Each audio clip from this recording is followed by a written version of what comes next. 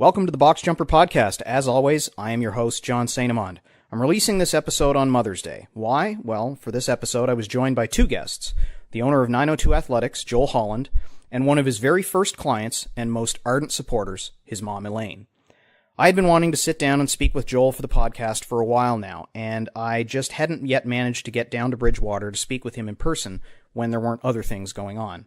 And then about 2 months ago, Joel posted a happy birthday message to his mom on Facebook thanking her for supporting him and being one of the first athletes to join his gym when it had its humble beginnings more than 4 years ago in the garage of the home Joel lived in with his parents at the time. That's right, 902 Athletics started in an honest-to-God garage in rural Nova Scotia where CrossFit wasn't yet a thing.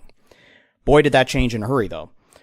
I had been into CrossFit maybe about a year when I heard about the community that was booming down Bridgewater Way, a town about an hour outside of Halifax, with a population under 9,000 within its town limits.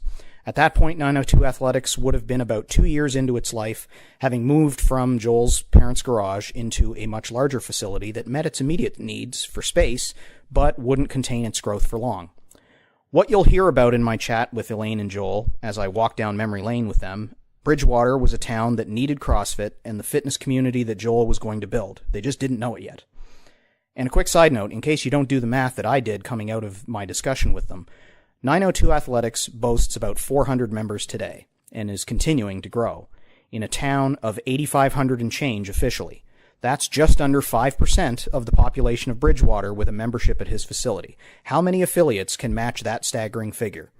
It's a testament to the hard work and reinvestment strategy that Joel has had from day one, and the confidence, in no small part coming from his mom, that has allowed Joel to thrive in a small market that genuinely seems to embrace his broader approach to fitness.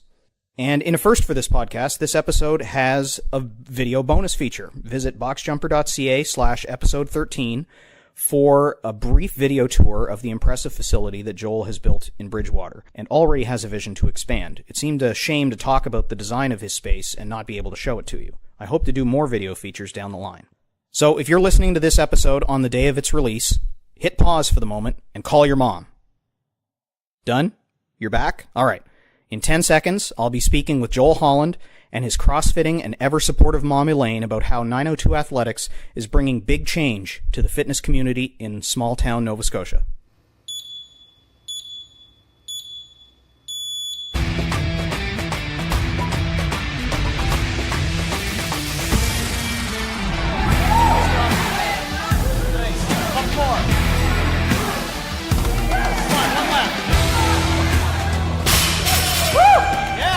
Thanks for having me here in Bridgewater to tour the place. I'll steer people to the website in order to have a look at what the facility really looks like, so that they get the benefit of, it's not just a radio show, but we've got a little bit of video to go along with it. Yep. And thank you for inviting your mother to come and talk to us. I figured it was kind of an interesting opportunity for me I've wanted to come down and talk to you for a while, and then when I saw your post maybe a month and a half ago about your mom and the influence that she had on the very beginnings of 902, I thought, hey, now there's an interesting angle for us to talk about. Right.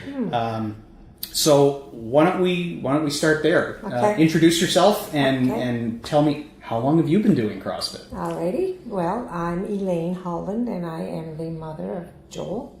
And I've been doing the CrossFit for 4 years now, which when you talk CrossFit, it used to scare me, and I never ever thought I would even attempt it. However, when Joel started up in our garage, I said, I'm going to give this a try. And I did, and I loved it ever since. Enjoy it immensely. Yeah. Have seen but a lot of improvements in different areas of my body and my other things. And so it was a fun thing when he opened up in the garage, and we had all these people coming who have become friends now. Yeah. And the biggest thing that my husband and I, David, talk about is the fact that Oh, I miss when the girls used to come in and use the potty. We used to have a chance to sit down and take away from their workout time maybe and just have a little chat. To use their own bathroom in their house. Yeah, because of course there was no facility in the garage. Right.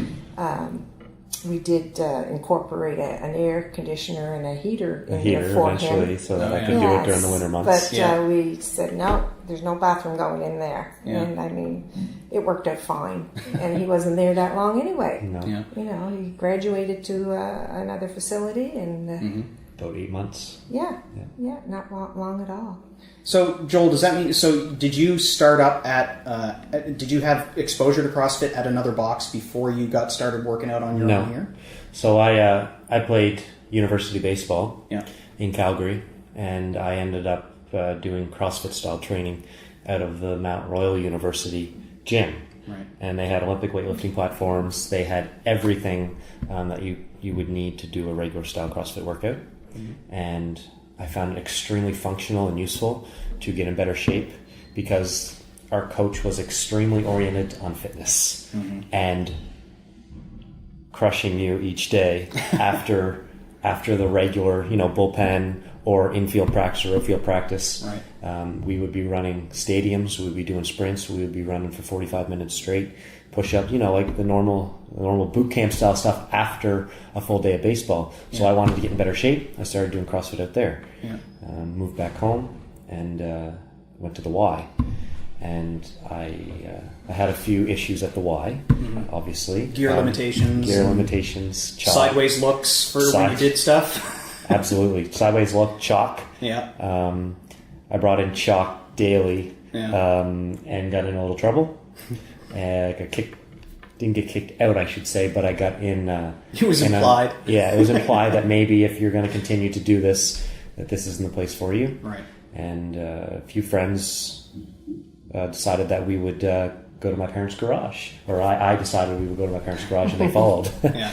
So we ended up starting with 3 people, and continued to grow from there. What'd you start with for gear? I had 2 rowers, 4 barbells, 5 kettlebells, 2 squat racks, 2 pull-up bars, a set of rings, 4 wall balls, and a 500 square foot garage. I was going to say, it's got to be a good sized garage to house all that gear. Yeah, 2-car garage. Yeah. And it was an unbelievable experience because it was the breeding ground for community and the success that started to happen within everything that was going on when I moved home at the very beginning. Yeah, well, I mean, that's pretty consistent with the raw, garage style beginnings of CrossFit in general. You hear so many people starting out at such a grassroots level and growing, and it's so awesome to see all these entrepreneurs, especially in Nova Scotia, grow their business and see it succeed. So what were you doing for programming when you first started? Were you just following main site, or were you doing your own? No, so that's the funny thing is I was following Chad's programming when he was with London. Yeah. A guy named Ryan Buck had got 30 days of programming. Yeah. He was doing FireFit at the time, and I started to follow along with his FireFit stuff through Chad, and ended up really, really falling in love with the process of CrossFit and doing something different every single day. And I said, I don't want to do regular style exercise anymore. I want CrossFit. Yeah. And went and did my level 1 and opened up 902 Athletics out of my parents' garage, had the full affiliation fee out of a 500 square foot garage for 8 months. Yeah. Where did you do your L1? I did it in Toronto. Oh, yeah? Yeah. Who was your flow master? Austin Maliolo, Julie Fouché. Yeah, Julie Fouché. Wow. Jason McDonald. Yeah, he was mine. Yeah. He's awesome. Oh my gosh, he's awesome. Yeah. And Matt Dubrec. Yes. From Quebec. Yeah. He was my instructor. It. Yeah, we just had the 2 for mine, but ours was here in Halifax, so smaller group. Yep. Yeah, it was unbelievable. Great experience. Flew up for the weekend, spent it with friends, and got some great education. The level 1 is such such an awesome course. And I just recently did my level 2 at CrossFit Moncton. Yeah. And had Jason again. Yeah. And then Connor Murphy, who was on a team at the games, and he was extremely helpful in fine-tuning the skills that it takes to be a great CrossFit coach. Right. Yeah.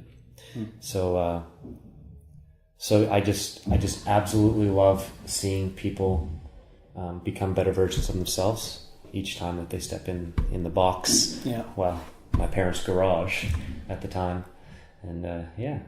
So how long was it after he had these people coming over to your garage that you decided to jump in? Oh my goodness, I was there. You were one of the very first people. Yeah, I was there almost immediately. Okay. Yeah, and I would do of course, the morning programs because it was easier for me, and they weren't as crowded at that point. Right. And it's when I look back and I think of the amount of people that we did or you did fit into that small space. But now compared to what he has now, you know, it's the growth has been just mind-boggling. Yeah. To think that and it's not even, well, it's 4 years from beginning. A year and a half in this facility. But a year and a half in this facility. Yeah. Coming up on 2 in June. Yeah. So where were the athletes coming from when you first started? So and this is the great thing about word of mouth marketing is the word of mouth marketing was extremely helpful. One person would tell someone that this CrossFit thing that they heard about was happening in some person's garage. You would park on the side of the road. You would walk up his driveway, which we have a long uphill driveway, and walk into this place with the garage doors always open for the summertime at that point, and just throw down with everybody, and it ended up becoming a community within my parents' garage. Another person would tell another person, and then the biggest thing was that I got a lot of the medical community. I got a lot of the doctors who started coming to my parents' garage, and then they told others what I was doing, and it just exploded from there. I ended up getting, I think it was 54 people out of my parents' garage before I decided that, or not even decided, just even had another thought that maybe I could make a real go of this. Because at that point it was like $30 a month. Seriously, $30 a month. You come in, you get whatever class you want, and if I'm there, which I lived at home, I'm there all the time. You want to come work out with me on the side? I'm there. So it was extremely important for the building blocks of a solid community, because a lot of those people are still here with me. That's what I was going to comment on. The ones that just had started originally are still here. Yeah, it's crazy. And then you moved up to transgressed and went up to the... So I ended up searching for a proper facility, and ended up renting out a space just, I'd say, 2 minutes down the road, 2,500 square feet, 1,750 square foot main space, and then a 750 square foot open gym area. That allowed me to grow to about, I think it was 145 members at that time, and I was there for 2.5 years. And is the Y the only large-scale fitness facility alternative in the Bridgewater community? So just as I was getting ready to expand or considering building, the Lions Den came in, and they are they're a commercial style gym, and I think they have 10,000 square feet, but it's not direct competition. Right. It is indirect. It's the person who wants to go and use their gym. They have a few classes, but ours, it's just a completely different market. Right. So at that point, it was the Y, the Lions Den, and then there's another boot camp girl in town as well. Yeah. So we 2,500 square feet, 1,750 square foot, 750 open gym, and grew to about 150 people. And then I realized that, wow, I don't have any more room. Like, people were just banging on the door. Yeah. And then I brought on another girl for boot camps, because there was a lot of people out there that didn't want to do CrossFit. So I realized at a very early stage that the more avenues you had, the more revenue that you could produce as a business owner, and the more people that you could employ and build a solid staff and keep people here. A lot of my staff, that if they didn't have obviously this position, I think they would be gone immediately. I mean, I have 10 people that work for me full time. That would probably be gone somewhere else, another province. And I take pride in that, the fact that I'm able to keep people in Bridgewater. That's so important. And it's what the South Shore needs. We need more small business owners to take that risk. And I mean, it was a risk, but and then you also incorporate the different athletic. Right. So my whole business model is not just CrossFit. It's nutrition. I have a full-time dietitian on staff now. I just bought the InBody machine as well to give people the full health and wellness aspect. I have Brogan Bailey, who's also the head coach of the midget AAA team here in town. He does all my athletic training, all my sports teams. We have about, I think, 15 teams, and then all the Q players are coming back for the summer to train off-season stuff. And then I have Paula, Wesley, and myself who cover the BFit, which is our boot camp style classes. And they are just surrounded by people who want to get in and sweat. They don't want to do the heavy weights that CrossFit do. They don't want to run the Olympic lifts or the high technical stuff like gymnastics of muscle ups. They just want to get in and have a good workout. And then, of course, Active Edge is such a retention holder, because the minute anybody has anything going on in the gym, they get referred to Active Edge, and they go in, they see Kristen, who's also my coach on the 902 side, or they see Paula, or they see Corbin, and they get fixed up immediately, and they are given modifications to get right back into class, as opposed to, I hurt myself, CrossFit's horrible. Right. Yeah. Excuse me. Oh, and you just introduced a master's program. Yeah. Oh, yes. Yeah. I introduced a master's program. I started it out very simple. I marketed it through the paper, and I got about 20 people interested from ages 62 all the way up to 88. Oh, wow. Yeah. So we have 18 masters on Monday, Wednesday, Fridays at 1:30 to 2:30 who are extremely dedicated and here every single day, and the improvements that they are seeing at an older age are mind-blowing. Yeah, it's awesome. Now, Elaine, you've been the incubator for this business as it's gone on. And certainly in the very early on portion of it, throwing yourself in as an athlete has to have contributed to the confidence that Joel would have had to see the business through. Were you immediately comfortable in the CrossFit environment? Is Yes. hanging onto a barbell at second nature to you? It is now. It wasn't then. But Joel and I had a few little meltdowns. Me mainly, because Mom, you just can't do that, or Mom, no, that's not the right way. That's not the right. What's the word I want? Movement. Yeah. And so many questions. Or we go in and we're 4 years into this, and what's a clean? What's a snatch? Is the snatch the one that goes with the shoulders? Oh yeah, I'm still doing that, aren't I? Yeah. I get that in a lot of my classes too. So it happens. But I mean, all the coaches, they just accommodate me. Yeah. They don't get upset with all the questions I ask, or the sometimes silly questions. They just answer them, do it, and that's fine with them. All of them are very, very accommodating. So, what were some of the movements that you found most challenging when you first started that you can handle no problem now? Well, the squats were my big thing, and I still struggle with them because I have hip issues.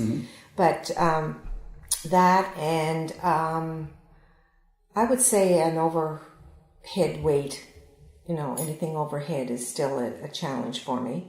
And I've learned that my body can do what it can do, and I just discipline myself. I don't want to be hurt. I don't want to be sitting out for a couple weeks at a time because I did try something I shouldn't have. Right. So, the squats and the overhead and lunges are a challenge for me. And then the running. And the running, yeah. I don't run anymore at all. Right. No. Just a fast-paced walk. Yeah. And it's, the biggest thing here is we have athletes, and I call all my members athletes, all the way down to age 5 across my kids. Yeah. And my mom's almost 70, and all athletes all the way up to age 88.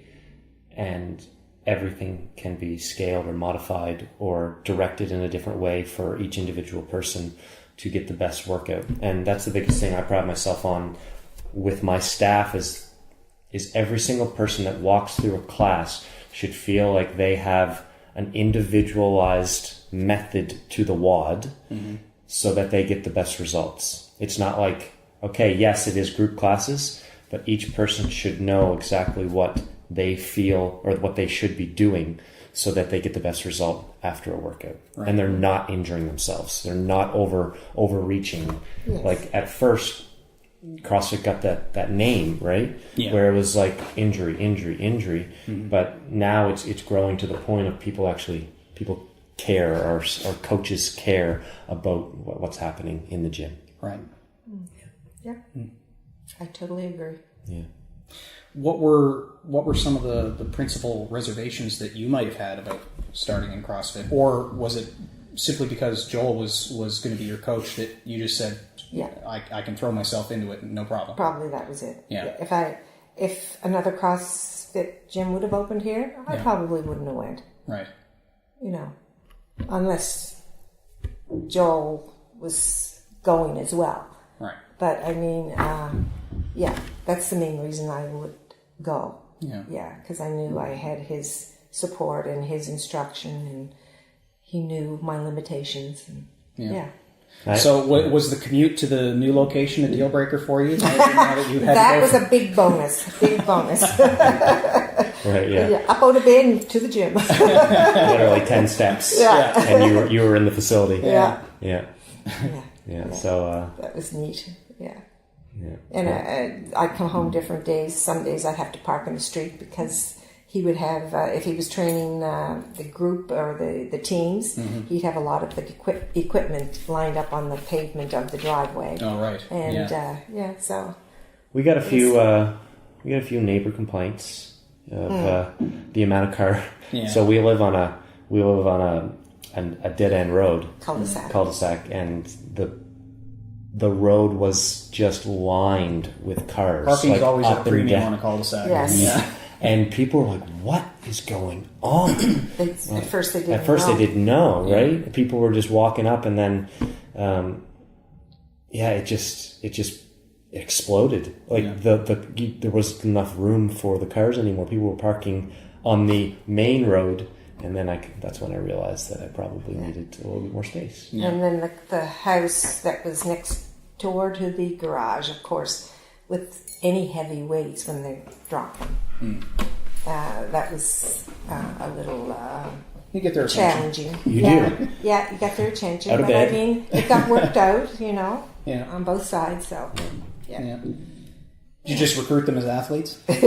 We tried. They can't complain if they're participating. Yeah, right? We tried. We've had multiple people in the community who, when we first opened up, said that they would never ever do CrossFit, and we now have them. Yeah.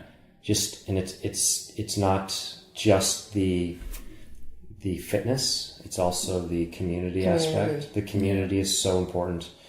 Everyone has their own opinion. Maybe you should just be focusing on fitness, but the community is what keeps people around. It's walking through the gym every single day and knowing you're going to have one of the best hours of your day. Yeah. All you worry about is just walking in, and we take care of the rest. There is not a single thing that you have to think about except making sure that you're doing things properly and listening to the coach. Yeah. People really value that, and they're starting to realize Yes, we are way more expensive than anything rural that people have seen around here. As opposed to paying a $30 or $40 a month membership, we charge $140. Yeah. And people really are understanding why now, because we have education behind our coaches. We know what we're doing. We have experience, and the biggest thing is the experience. The more experience you get, the better you become. Yeah. Whether it's business, whether it's coaching, whether it's just daily life activities. If you continue to do things with a purpose, the right direction, you just continue to get better and better. Yeah, that's certainly one of the things that all the CrossFit affiliates consistently wind up having to demonstrate the value to justify what their pricing is. But I think they all do an excellent job setting themselves apart by all the things you said. The level of investment in people and education and experience that each of the coaches in every facility I've been to in Nova Scotia has been really top tier, very invested in their community, very involved in their athletic development, and they know their athletes, and they know every little thing that needs to be modified in one workout versus another. And so the coaches and the athletes are all kind of part of this little symbiotic relationship in order to progress in their fitness level, and that translates into better lifestyle outside of the gym as well. And so then they really start to feel the value that they're getting out of that, as opposed to the $40 or $50 a month that they just drop in and nobody says hi to them when they walk in. Absolutely. It's a very different environment. So you know what you're looking for, you know what you're getting when you walk into just about any CrossFit facility. Absolutely. Yeah, I have to make a comment on that too, because I did attend another gym, and I mean, there's just no comparison when you walk in. There's no greeting. Well, sometimes I have to say, yes, at the reception, sometimes you would get a greeting there. But you go in and you don't know any of the other, nobody wants to talk and say, hi, how are you? They just want to be on the machine and do what they have to do. It's a little like getting on the subway. Yeah, it is. Exactly. Avoid eye contact, don't talk to anybody. Exactly. Just go from point A to point B and get off. I mean, and it was like a chore for me to go there, because number one, it was boring as well because there was no variety. Yeah. And but you come in this gym and everybody has a greeting for you. Sometimes it's a silly greeting, sometimes it's but it's just a nice feeling to come in and know that your friends are here. Yeah, and it's interesting too that despite the fact that CrossFit is like all the gyms are independently owned and operated, they have kind of a similar philosophy in terms of how they approach training, and in particular how they approach community. They I think they've all come to recognize that the community is one of the principal drivers that retains athletes, brings new athletes in because they're a fantastic source of referrals. The joke about the one rule of CrossFit is tell everyone about CrossFit kind of thing. I mean, we all wind up evangelizing CrossFit to our friends once we become super involved in the community.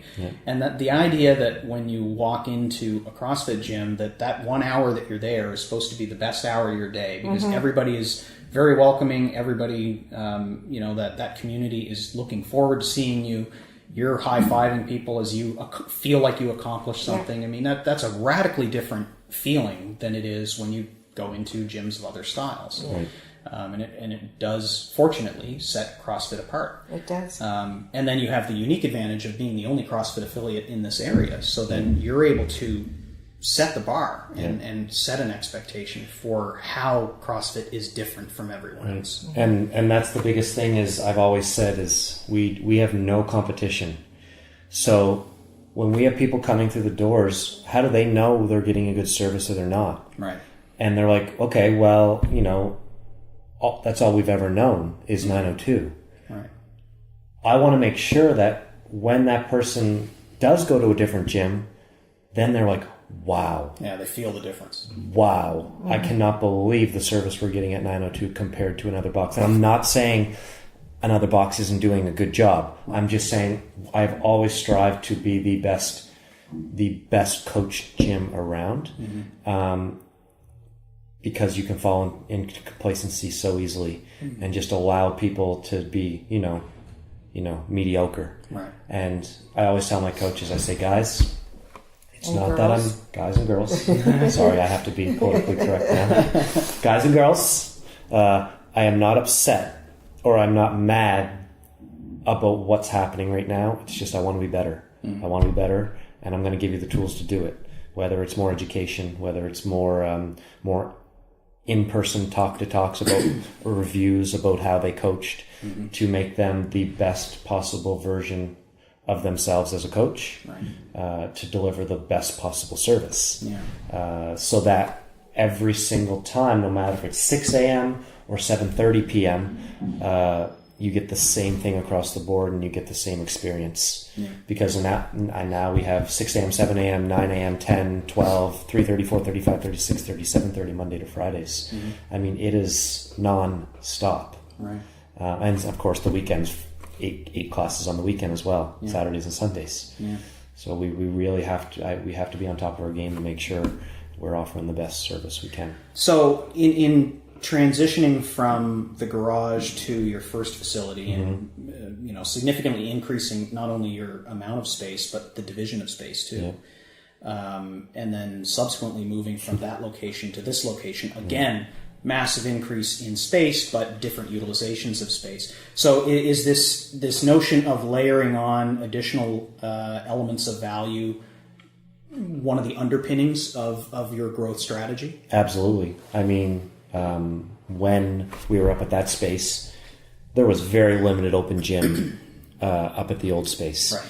It was class, and there wasn't that many classes. I mean, we had 3 classes per evening, and it's always about adding more value, whether it's more equipment, new equipment, more open gym space, which is important for a lot of members.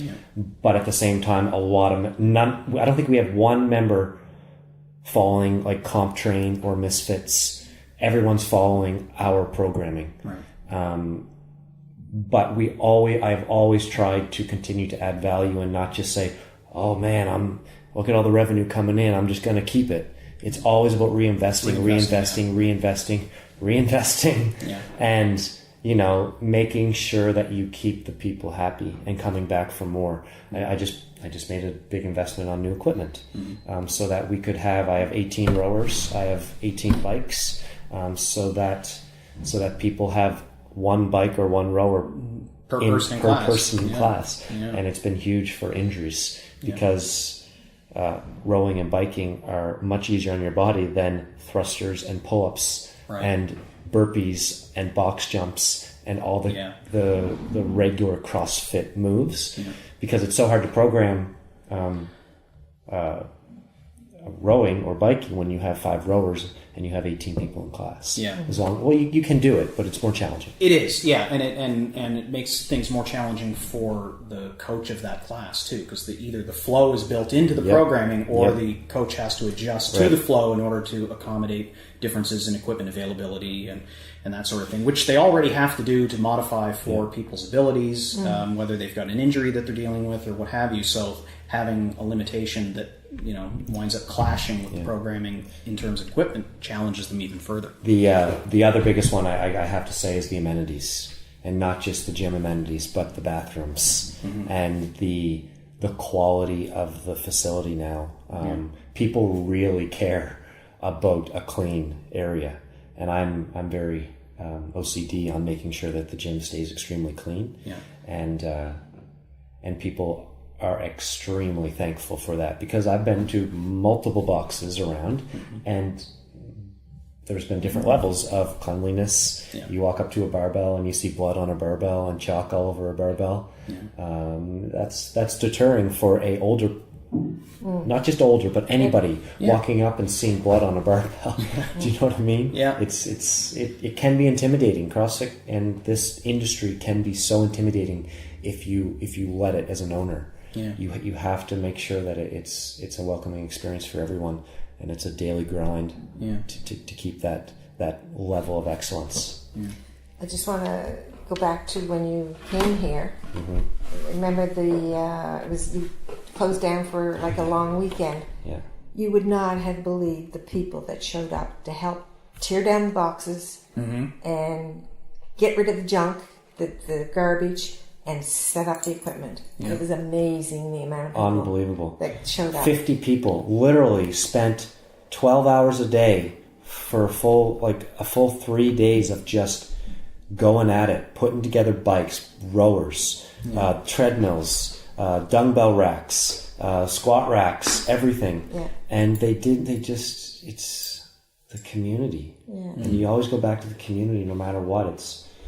You make so many valuable relationships that would never have happened for this, if it wasn't for this. Yeah. And if I was in Bridgewater and doing a daily job and I didn't have this, I have no idea what I would do with my life. I don't know what I would traveling. do. I wouldn't be in Bridgewater. No.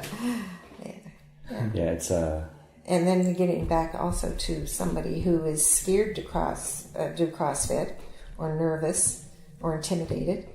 There's people that have signed up and are doing it, but I can remember the fears. The biggest fear was, but this was before maybe they even thought they'd sign up.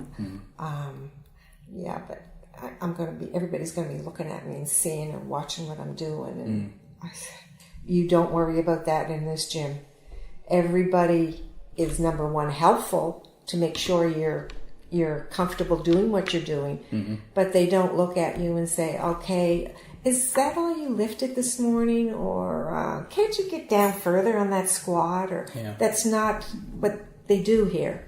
Everybody is encouraging to what you can do, not... it's nice that judgment is checked at the door. Yeah, judgment is checked at the door. Yeah, to a CrossFit gym. It's ego and judgment don't really have a place in the typical CrossFit environment, because the community wouldn't allow it to continue. No. The positivity that I've felt at every gym that I've been to has been really off the charts. Now, I mean, your community's really unique. They're very fervently involved. I mean, I was down here for your Christmas competition, and that was amazing. I mean, it was a huge event, massive turnout, not just from athletes, but I mean, just everybody on the floor had 4 or 5 people watching them, cheering them on. I mean, and that's exactly what you want from a community. Not just the support of fellow athletes, but the support of their families, because they're all seeing what kind of time and what kind of effort they're pouring into being healthier and moving better. Yeah. And and then presumably that winds up translating into the rest of their life when they're outside of the gym. So the amount of people that we get through events who come just to watch someone because they're supporting, and then they join after they see such the positive feeling that they get when they walk through the door. It's probably even better than when they drop in to watch a class, because I mean the atmosphere is electric. Oh my gosh, it's electric. Yeah. People are like screaming and cheering and high-fiving and rolling around on the floor, completely destroyed from one of the workouts, in a good way. And it's just, I've gotten so many people hooked through that in the CrossFit community, just by them coming to watch their peer or their husband or their wife, and they said that, I would never do anything like that. They have no idea what happens in our doors, and they walk in through the doors and they're like, wow, I'm about to do something I never said I would do. Yeah. And then they're there in the next intro program and have been long-term members. Just double check. I'm going to pump up our levels a little bit. Yep. There we go. So when you moved into the new facility, was that something that you had? Did you have a timetable to get yourself into more space, or from my parents' garage? Or from this? I guess really at each of the stages. I mean, it sounds like moving into a bigger space from the garage was just a necessity, because you saw it as an opportunity to really turn it into a full-time business. Right. And, there were limitations on how many clients you could potentially see in the physical space that you had. You bump up to the next space. How long was it before you were already starting to think about what the next space was going to look like? It was about 1.5 years in. And I realized that if I wanted to do what I wanted to do and make this a real life job that I needed more space, and I needed to make it appealable to everybody, in the sense that the facility that I had was like a regular CrossFit gym. You walked in, it was kind of like a dungy feel, one shower, bathrooms that were shared, and I wanted to have control over everything. So about a year and a half in, I said, I'm going for it. Started the application and seeing what I could get for money. Obviously, I have to have money in order to build something like this. Right. And had to have projections and cash flow statements and everything, so that when I did get approved, I had a plan. And the plan was 6 months to figure everything out, design a building that I wanted to design it the way it would be set up to allow for my 5 programs that I had, and then just build on that. So eventually, at the 2.5 year mark, I was like, all right, let's go for it. And I pulled the trigger, and it was just, there was no plan, really. It was just, from there, it was just get everything done. Right. Like, it was such a whirlwind of a month. I've never worked so many hours in my life. When I first started up at the old facility, I didn't even have one coach. It was just me. And I would sleep there, like from 6 a.m. until 9 p.m. Mondays to Fridays, and then the weekends from 9 to 2. And it's just, there's never been a real plan. I got to my parents' garage. It worked out. I got to that space. It worked out. And now I'm here in this. It's unbelievable how quickly it's happened, especially in a rural community. Yeah, I mean, the community sport is, like I said, it's a community. Yeah. And so when you moved into this facility, did you I mean, the space that I've seen, you already had set aside for treatment rooms, for example, for the physiotherapy to be a part of the gym. Was that available and lined up from day one? Yeah, so in order to really make this work for myself financially, I realized that I would probably need a renter or someone that would give me a supplementary income, but also have positive business within the same building. So I wasn't going to be a hairstylist or someone out of my building. Right. Active Edge and Justin was a long-time friend and had a very successful and has a very successful clinic. Kristen was not with Justin, who is my coach, who was my CrossFit coach at the time. She was working in a separate physio clinic. I proposed to her, Kristen, wouldn't it be a dream to work in a gym and be at the gym at all times? And she took the risk and signed on with Justin, who is Active Edge. And it's been extremely beneficial from both sides. The amount of foot traffic that we get from Active Edge and the amount of foot traffic that 902 gives Active Edge, it is, I think it's almost essential for retention, because if you go to a different clinic, some people are not CrossFit people. That's true. They're going to tell you. Yeah. They're going to tell you to stop. Yeah. Or they're going to tell you, I've had so many experiences with that where someone hurts themselves. They go somewhere else, and they're told that they shouldn't be doing this anymore, and their membership gets turned off. Right. Whereas it's most likely a minor tweak that can be fixed as long as they just stay the course. Right. There's so many people in this industry as members and clients that they have one minor setback and I'm done. Yeah. It's over. Can't do it. And retention is the biggest thing in this industry. You can't retain members, and you can't keep people coming to the gym 4 to 5 days a week consistently. Yeah. That $140 a month membership is now looking like $300 a month for them. Right. And it will be turned off like that as soon as they can. So you got to keep, if those people are paying that premium membership, especially in a rural community, you have to keep their attention, and you have to keep them coming back and seeing results. Yeah. So that's a huge challenge. Now, Elaine, you must have a family doctor and various different people that you see every so often. What was their reaction when you told them you're CrossFitting now? And did they have any reservations about what you were doing? My doctor, she said, "Wow," she said, "that's wonderful. Keep at it." She said, that'll do your body good and your mind. Yeah. And no, she's very supportive. My doctor, my osteopath, very supportive. And of course, my massage therapist comes here, so she's very supportive. Naturally, No, I didn't have any negativity at all. That's pretty great. I mean, I've had kind of a mixed experience myself. Like certain practitioners, not so crazy about it. Other practitioners, they're like, go for it. Yeah. And then, you wind up having to educate them a little bit on what it really is, because they don't always have a really clear understanding. They buy into the hype. They understand some pretty superficial facts about CrossFit and don't really dig any deeper. True. And so you do wind up facing a little bit of resistance depending on who it is that you're talking to and what kind of exposure they've had to this idea of functional fitness. All they think is super intense. They don't think about the functional reality of CrossFit Games, what everything is. Yeah.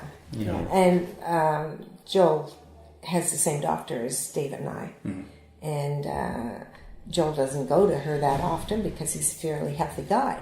But every time David and I go, "How's Joel doing? Is he expanding again soon?" And I said, "Well, there's talks about it, but she's very interested, and I mean, I have at least 15 to 20 people with the medical, and all of them are the head surgeons here in Bridgewater, right? And GPs and cardiologists and specialists who support me, and then for other people to say the opposite. Oh, you do CrossFit. There needs to be some type of avenue where everyone's on the same page, right? Where we have doctors saying CrossFit's one of the best things that has ever happened to this town, and then you have the opposite. Oh, you shouldn't be doing CrossFit. You shouldn't be doing it. That's crazy, right? I just feel like the industry. Well, it's the education, I think. Yeah. They don't research it, and they don't understand it. They don't understand. So it. Things that people don't understand, they just automatically say it's no good. Say it's no good. Yeah. It's bad for you. Yeah. But it's just.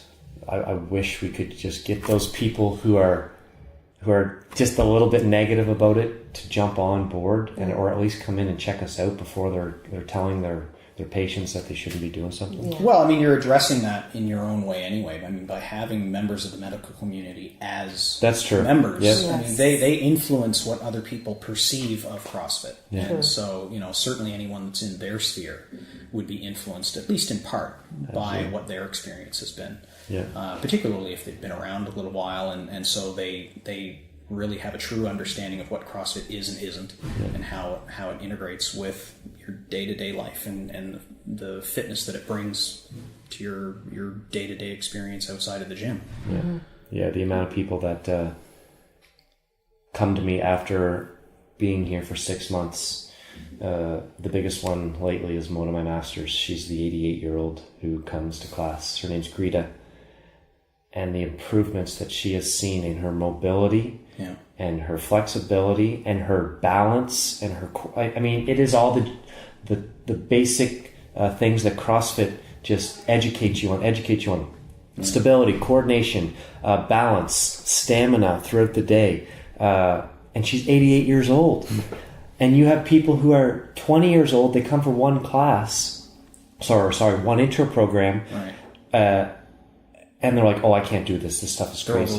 They're overwhelmed. It's all in mindset, and people just need to suck it up. Yeah. Right? They need to say, "Okay, I'm going to give this a shot." But she has, oh my gosh, she could barely lift one of her arms over her head, and now she's able to reach her whole arm all the way over her head.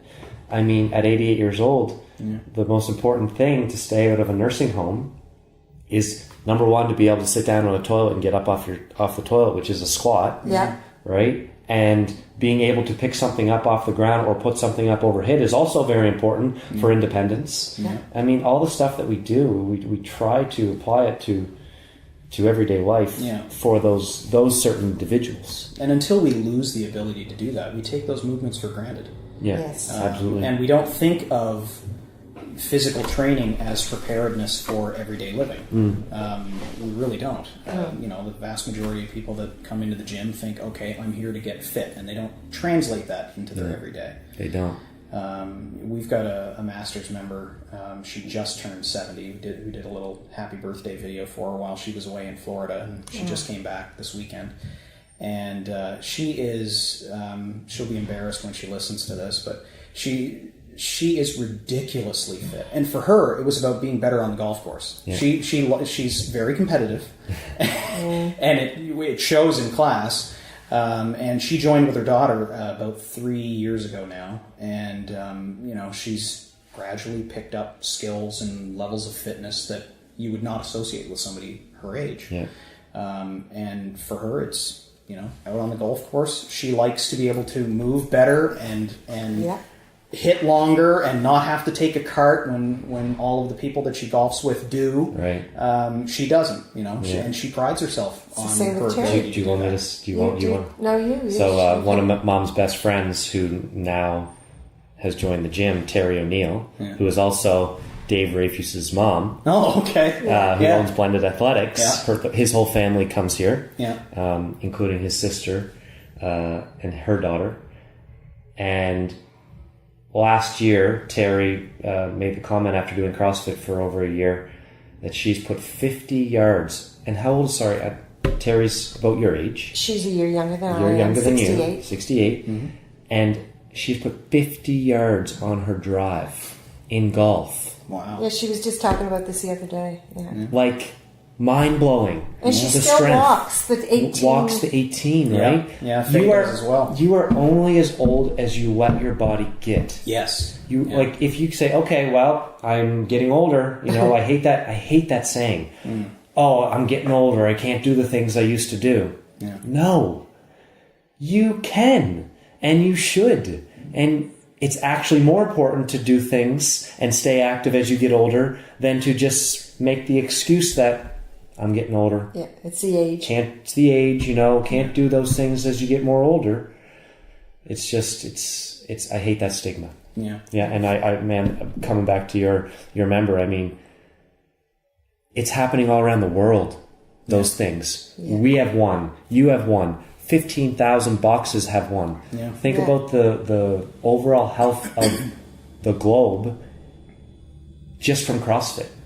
And it's where would all those people be? Right, so many more people would be chronically ill. Yeah. Dying or going into a nursing home and having a lower lifestyle or a capacity as an 80-year-old.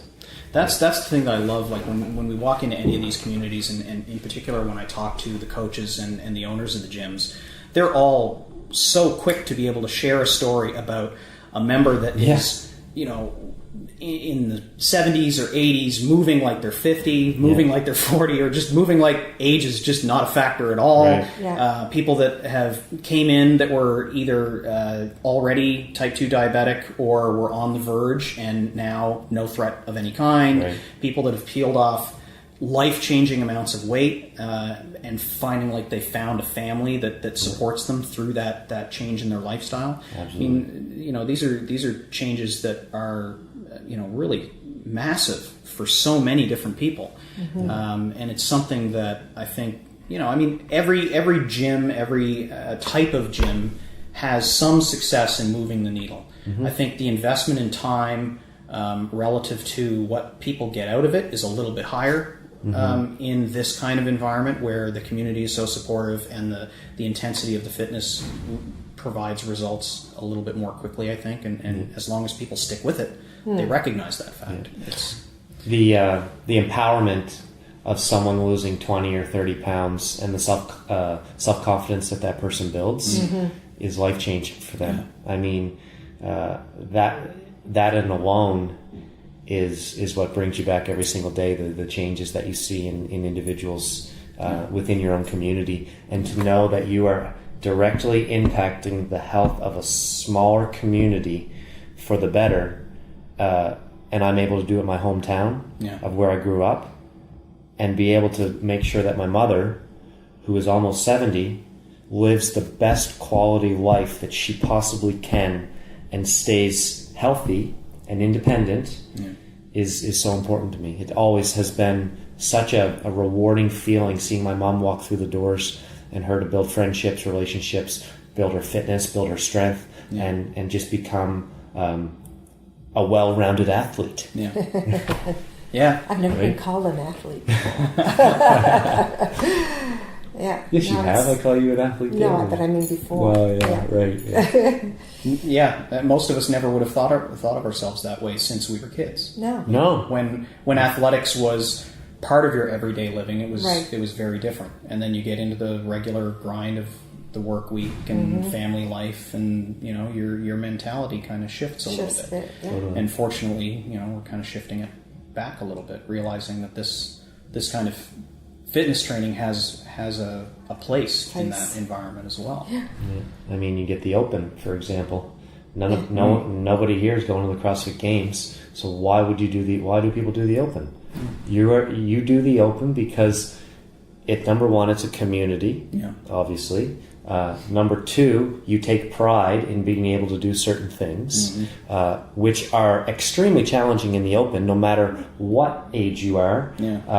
Which is why people get first pull-ups. Right. They hit PRs on their lifts because they're challenging themselves to do something that, either they haven't managed to do before, or they've just not tried yet. Yeah. And mom has always been gone to Anguilla. She goes away down south every year during the Open. And finally, she's so excited to do the Open this year. In October. Yeah. Oh yeah, the shift in the timetable is ideal. Oh, it is. So her whole friend group, her aged group, are doing the Open. I mean, with the Open shift, a lot of boxes had a decrease in people signing up, but I actually had the opposite. An increase. I think I had 112 members do the Open. Yeah. And it was an amazing community event that we always try to do a community event every 2 to 3 months. Right. And that's what keeps people, excited about fitness, because if you just get into the grind of workout, you give people something to kind of strive towards. Yep. So goal setting along the way, including community events, is tremendous. Yeah. We're kind of in the same boat at Osprey, an event every couple of months kind of thing, whether it's something that we're putting on or something that someone else is putting on, and we're just getting part of our community go to it. And we've got quite a number of athletes that are going to be headed to Moncton for the D-Town Throwdown. Yeah. And it's because we like to travel as a group. It's a bit of a road trip for all of us. It all takes us back to our 20s when that kind of thing would have gone on a regular basis. So, it's nice to be able to do that with the people that you enjoy spending time with during the week. Yeah, totally. Do you wind up? How often do you wind up coming in for a class? I have been coming 4 days a week. Wow, nice. Yeah, and hopefully I'll continue. Yeah. Yeah, she 10 a.m. is her thing. 10 a.m. Yeah. She's got her crew. She got her posse. She got her 10 a.m. posse. It's just like the other day. We carry on maybe a little more than we should, but anyway. I was coming down, taking some weights back on the mount there, and one of our great members, Pippi, he says, he was putting his away at the same time. He says, "Oh my gosh, I just love you guys. You fellas just make this class so much fun." Yeah. I mean, the differences in you have the 6 a.m.s and the 7 a.m.s who walk in and you can hear bones creak.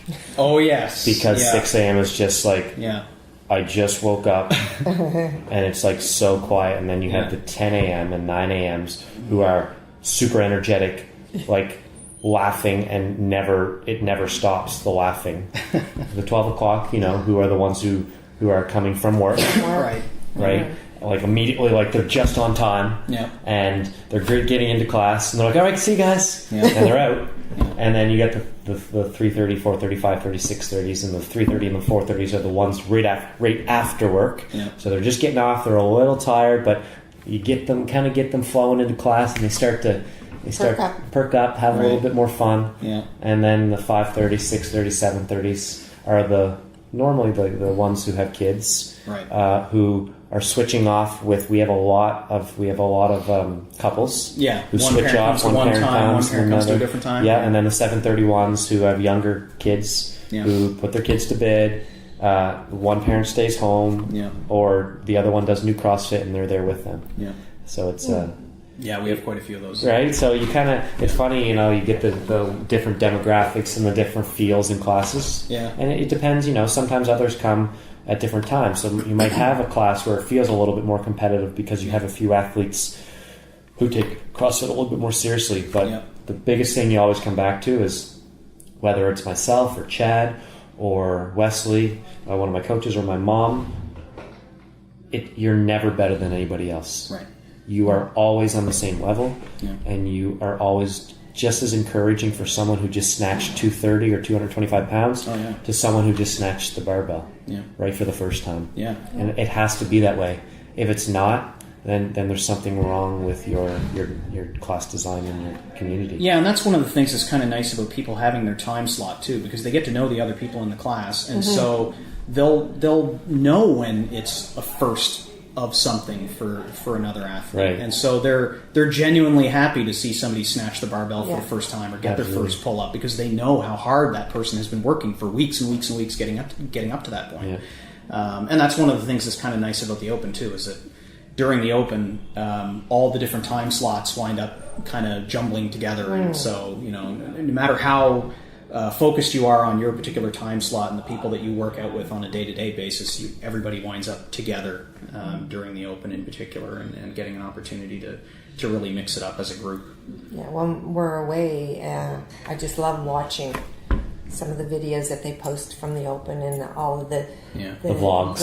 We just started vlogs. I don't know if you've seen any of them, but we've started the vlogs, and just giving people a look, and it's a good marketing tool to let people see what's going on, to kind of break down the stigma of CrossFit scary.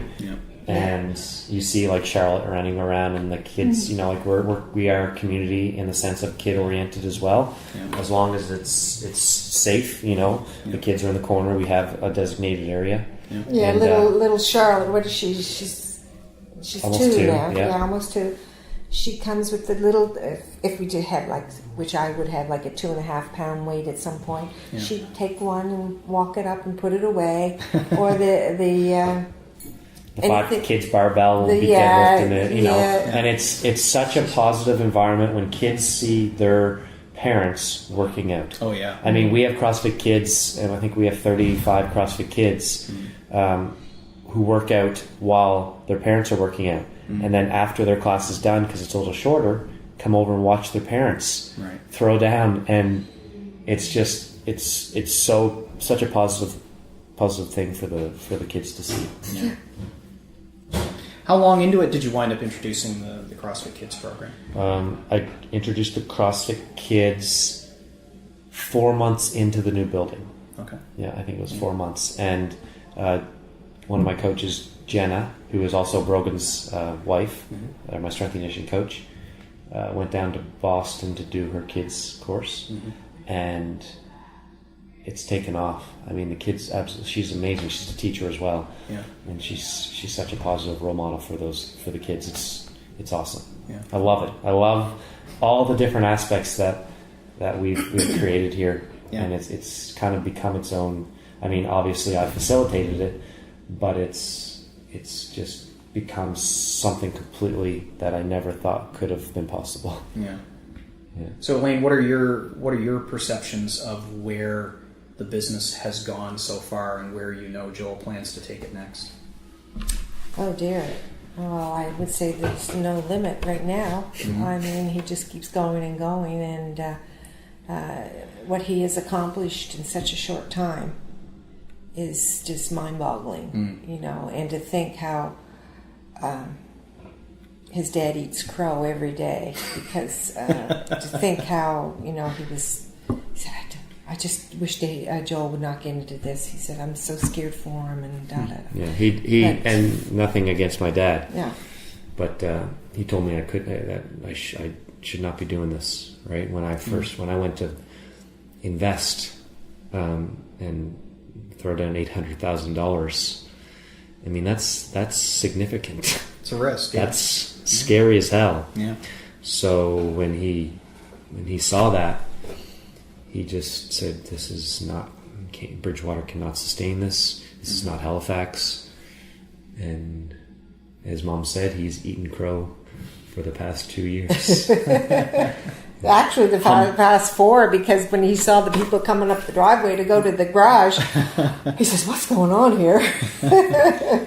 Anyway, now he's very supportive now. He's a local business owner as well, and he wanted me to take over the company. I don't know if you see the trucks out back, but it's called Holland's Carriers, and he wanted me to take that over. I've always wanted to go my own route. I took a Bachelor of Applied Business and Entrepreneurship with Sport and Recreation Management, and I wanted to put it to use. Yeah. I wanted to be in my field and not just be another one of the people that took a degree and did something completely different. I wanted to make sure that what I did in school, I can translate right into my everyday life work. Right. Yeah. So what's the next big thing for 902? That you can divulge. Yeah, I can divulge. I mean, hopefully the expansion. Yeah. Two more spaces, and then Active Edge will hopefully be expanding. They'll have another 8 more treatment rooms, and I'll have another 5,000 square feet of gym. Wow. Yeah, so it'll be 2 more rooms. So right now what's happening is we have 3 spaces. We have the CrossFit space, we have the open gym / BFit / athletic training / CrossFit Kids space, which is the problem. And I want to have an open gym at all times. Right. So open gym at all times, and then a main BFit room, and then a main athletic training room, which will allow for maximum revenue from each of those groups, as opposed to right now Brogan can only do teams when it's not being used, right? Yeah. Or when, like, we've got to have a little bit open gym time for people who want to drop weights. Upstairs is okay for people, as you know, like we have the upstairs space, which you can't drop weights, but I really want people to be able to come in at all times and not say, is the gym available for open gym? Right. And have that space. Yeah. So there'll be 2 more spaces, another 1,800 square foot space, hopefully, and another 1,700 square foot space. And of course, with a little bit more storage than what we have. Yeah. I mean, like I said at the beginning of this interview, it's about experience, and I've built the first part of it, and now I know exactly what I want the gym to be and how I want the gym to run, and making it the best possible place that can be the hub for health and wellness. I want to be known for health and wellness, not CrossFit. Right. I want to be known for people getting better through health and wellness, not we're a CrossFit gym. Yeah. I want this place to be, here for the next 25 years. Yeah. And when I retire, a young entrepreneur to take it over and it continue to go. Yeah. I mean, it's exciting, that's for sure. It's legacy building. Hopefully. Yeah. I mean, I've worked my ass off to make this a reality. Yeah. And now it's just about continuing to keep the best quality service possible. Yeah. Excellent. Yeah. All right. Elaine, Joel, thank you. Thank you very much for coming down. Appreciate you making the trip. Nice to go over all the memories again. Cool. All right. Thank you both. That was awesome. And that's time on this episode of the Box Jumper Podcast. I hope you enjoyed getting the inside story of the origins of 902 Athletics with Elaine and Joel as much as I did. 902 Athletics is the opposite of an if you build it, they will come tale. Joel built a community into a rewarding business and has put his education and his passion to work to plan for the expansion to deliver even more value, more services, and bring more layers of fitness and health to that community. And when we walk back through how it all got started, it comes back to his mom. Elaine believed in Joel's vision and became not just a supporter, but one of his early success stories, an athlete that might never have tried CrossFit were it not for her connection to Joel. And that example, that anyone at any age can earn a level of fitness that improves their life outside of the gym, is officially or unofficially part of the message that 902 Athletics now sends to the community in Bridgewater. And that's why, with all the hard work that Joel has put in, the community is coming out in force to find fitness at 902 Athletics. Before I wrap up, I want to send a quick shout out to iTunes user Kieran Begg from the UK for writing a review that read, "A loosely CrossFit-based podcast with a slightly more mature focus in both senses of the word mature. With roughly one episode per month, I've noticed myself waiting for the next one to come out. Definitely a good sign." Well, it's been more like 3 months since I released my last episode, but hopefully I'll still leave a positive impression with this episode and with episodes that are coming up. I have a few more specifically lined up, so my publishing schedule should get a little bit more regular, and I hope that will encourage even more listeners to chime in with an iTunes review or by sending an email with some feedback. Please subscribe on your favorite podcasting platform so you get upcoming episodes automatically as I'm joined by more guests to talk about fitness and health. Thanks for tuning in. More interesting fitness topics are coming up. Until next time, stay healthy, WOD happy, and WOD often.